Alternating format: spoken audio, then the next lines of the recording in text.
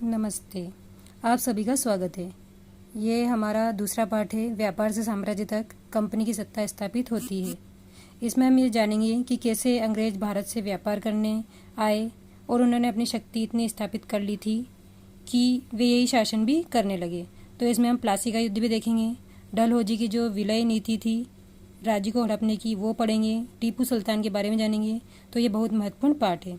पिछले पार्ट में हमने बंगाल, हैदराबाद व अवध के बारे में पढ़ा था, वो आप इसे लिंक पर देख सकते हैं। तो चलो शुरू करते हैं। व्यापार से साम्राज्य तक कंपनी की सत्ता स्थापित होती है।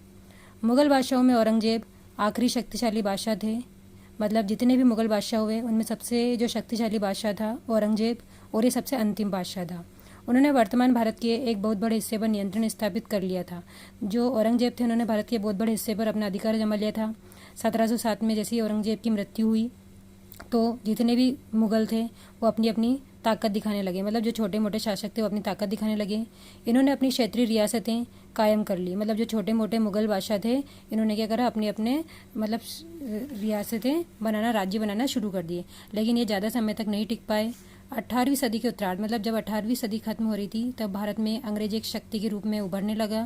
मतलब अंग्रेज एक शक्ति के रूप में हमारे भारत में आना शुरू हुए। अंग्रेज भारत में एक छोटी सी व्यापारिक कंपनी के रूप में भारत आए थे और यहाँ पर कब्जे में इनकी ज़्यादा दिलचस्पी नहीं थी। तो अंग्रेज जो है भारत में एक छोटी सी कंपनी के रूप में आए थे और वो भारत में कोई अधिकार नहीं करना चाहते थे, उनको इसमें कोई इंटरेस्ट नहीं था। लेकिन धीरे धीरे क्या हुआ, वो इस पूरे भारत के स्वामी बन गए। ऐसा कैसे हुआ, इस अध्याय में हम यही देखेंगे। पूर्व में ईस्ट इंडिया कंपनी का आना। यूरोप से जब यात्री को आना होता था तो अफ्रीका महाद्वीप का चक्कर लगाने के बाद वे भारत पहुंचते थे। लेकिन बाद में स्वेज नहर के माध्यम से रास्ता थोड़ा छोटा हो गया। मतलब अगर यूरोप से किसी अंग्रेज व्यापारी को भारत में व्यापार करने आना है तो पहले उसे अफ्रीका महाद्वीप का चक्कर लगाना पड़ता था, फिर हिंद महासागर को पार करना पड़ता था, फिर वो भारत पहुंचते थे। लेकिन बाद में स्वेज नहर के माध्यम से रास्ता थोड़ा छोटा हो गया। सन 1600 में ईस्ट इंडिया कंपनी के ने इंग्लैंड की महारानी एलिजाबेथ प्रथम से चार्टर अर्थात इजाज़तनामा हासिल कर लिया। सन 1600 में क्या हुआ, ईस्ट इंडिया कंपनी जो अंग्रेजों की कंपनी थी उन्होंने इंग्लैंड की जो महारानी थी एलिजाबेथ प्रथम, उनसे एक इजाज़तनामा हासिल कर लिया और इससे कंपनी को पूरब से व्यापार करने का एकाधिकार मिल गया। एकाधिकार मतलब उस यूरोप की अन्य जो छोटी मोटी कंपनियां हैं वो भारत में व्यापार नहीं कर सकती है। इस इजाज़तनामे के सारे कंपनी समुद्र पर पार जाकर नए इलाकों में व्यापार कर सकती थी। वहाँ से सस्ती कीमत पर चीज़ें खरीदकर उन्हें यूरोप में ऊंची कीमत पर बेच सकती थी। अब इस इजाज़तनामे से क्या हुआ, कंपनी क्या करती थी, मतलब ईस्ट इंडिया कंपनी समुद्र पार जाकर नए इलाकों में व्यापार कर सकती थी। वहाँ से सस्ती कीमत पर चीज़ें खरीदकर उन्हें यूरोप में ऊंची कीमत पर बेच सकती थी।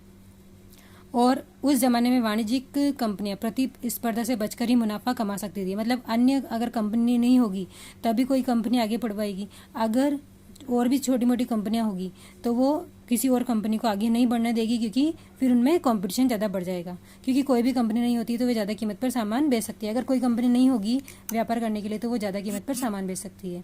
लेकिन ये चार्टर अन्य यूरोपीय ताकतों के पूरब के बाजारों में आने से नहीं रोक सकता था। अर्थात इंग्लैंड के अतिरिक्त अन्य देशों की कंपनी व्यापार कर सकती थी। लेकिन जो ये चार्टर था अन्य जो यूरोपीय ताकत थी उनको पूरब के बाजार में आने से नहीं रोक सकता था। तो इंग्लैंड के अतिरिक्त अन्य भी कंपनियां भारत में व्यापार करने आने लगी। तो सबसे पहले भारत में पुर्तगाली अंग्रेजों को तो बहुत लंबा रास्ता पार करना पड़ता था, लेकिन पुर्तगाली जो है वो अंग्रेजों से पहले ही भारत के पश्चिमी तट पर अपना अधिकार उन्होंने जमा लिया। पुर्तगालियों ने गोवा तक अपना अधिकार जमा लिया। पुर्तगाल का ही एक यात्री था वास्को द गामा। उन्होंने सबसे पहले 1498 में भारत तक पहुंचने के समुद्री मार्ग का पता लगाया था। 17वीं शताब्दी की शुरुआत तक डच भी हिंद महासागर में व्यापार शुरू करने की सोचने लगे और 16वीं शताब्दी में तो ईस्ट इंडिया कंपनी आई।